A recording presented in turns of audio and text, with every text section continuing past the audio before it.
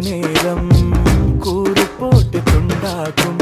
தீயினை தீண்டி வாழும் போதே தீபத்தில் வெளிச்சம் உண்டாகும். கடலை சேரும் நதியாகும் தன்னை தொலைத்து உப்பாகும். ஆயினும்